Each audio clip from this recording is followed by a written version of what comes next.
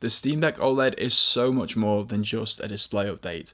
And usually when these big tech companies announce upgrades, you think about it being catered towards the more dedicated user base.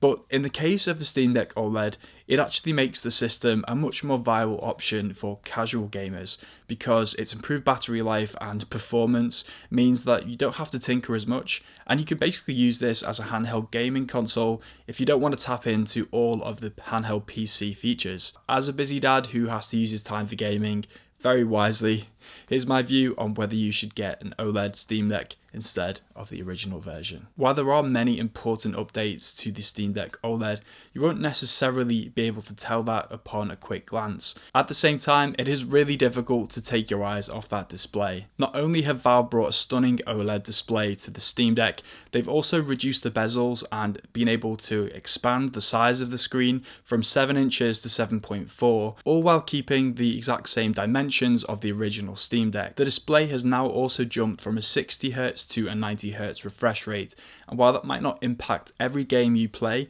you'll certainly notice that it seems a lot zippier when you're moving around the SteamOS. The original LCD panel of the Steam Deck looked a little washed out to the extent where some people had to create third-party plugins that allowed you to boost the saturation of your screen. But there's no such problems for the OLED, which looks incredibly vibrant and sharp. And you'll really notice the difference if you play the Steam Deck in bed a lot, like I do, with my son sleeping next to me. Because the OLED is switching off LEDs that aren't being used to produce colour, you get an incredibly true black, and that means in those dark environments, you're going to get an incredibly crisp and clear colour, even if you're playing on the absolute dimmest brightness. If you buy the truly top tier Steam Deck, you actually get an etched glass, which is supposed to give an anti-glare effect.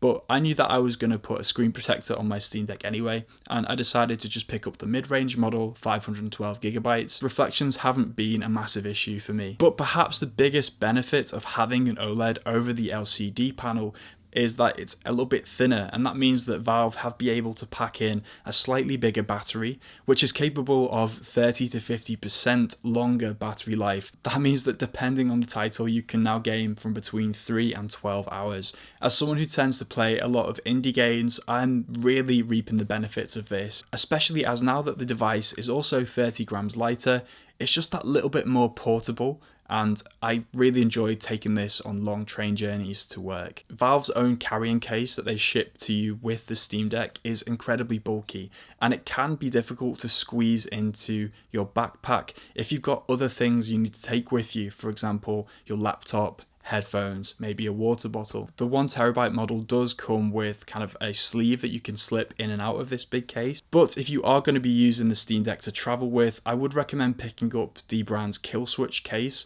which not only protects your Steam Deck really well, it also comes with this travel guard that you can simply clip onto the front of your device.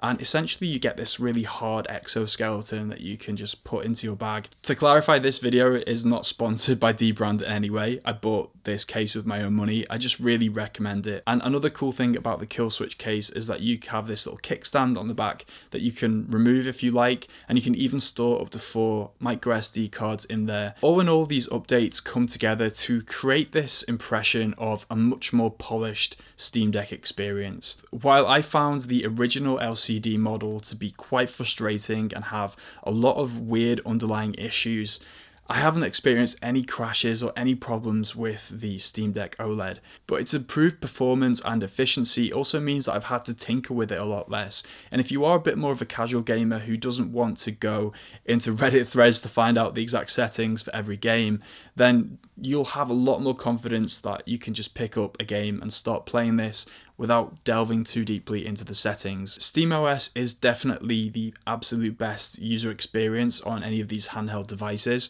but it does come with the drawback that you're not going to be able to boot all Windows games. So anything from epic games like Fortnite or Fall Guys, you're not going to get it on the Steam Deck. It is possible to stream Game Pass through Internet Explorer, but it's an incredibly finicky process to set up, and it's not really the ideal way of playing those Game Pass Ultimate games. So really, in terms of official games, you'll be limited to what you can find through the Steam Deck library. And while there are some AAA titles that have made real strides to ensure compatibility, you will still find titles that are a little bit slower to actually get themselves ready for the Steam Deck. One of the really cool things about Steam in general, though, is access to all those indie titles that just pop up out of nowhere and become a cult classic. A lot of these do end up being on the likes of the Nintendo Switch or PlayStation, but it's often a year or so later. I think it's worth getting a Steam Deck just to be able to play these games on launch and not have to sit around worrying if they'll even come out on